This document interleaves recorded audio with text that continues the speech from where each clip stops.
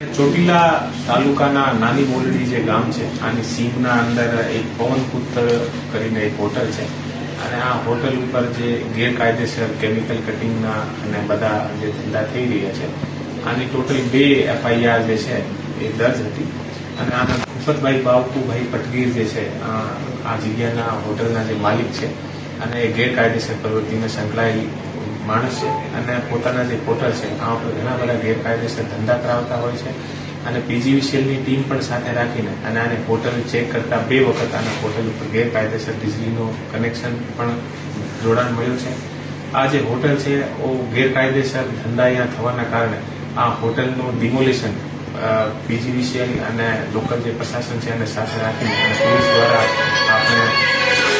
કરવામાં આવેલ છે અને જે તમામ હોટલની જે જગ્યા છે આને અત્યારે ખુલ્લી કરવામાં દેવી આવી છે અને JCB સાથે મળીને અને આને પાડી નાખ્યું છે હોટલને. ટોટલ જે જગ્યા છે લગભગ 8,000 જે ચોરસ મીટરના આસપાસની જે જગ્યા છે આ અત્યારે ખાલી કરી છે અને જે ભૂપત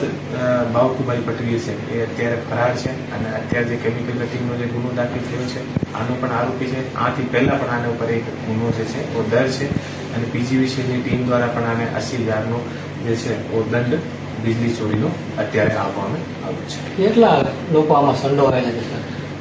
જે હોટલનો માલિક છે એ ભૂપતભાઈ પટગીર છે, મેન મુખ્ય માલિક છે અને આનો બીજા માણસને જે હોટલ છે એ કિરાયે આપેલો છે અને આ હોટલમાં 2 વખત જે છે પોલીસ દ્વારા એવી કાર્યવાહી કરવામાં આવેલ છે અને લંબે સમયથી અત્યારે ઘણી બધી ગેરકાયદેસર પ્રવૃત્તિઓ અમારે ધ્યાનમાં આવતા આ હોટલને અત્યારે ડિમોલિશન કરવામાં આવે છે.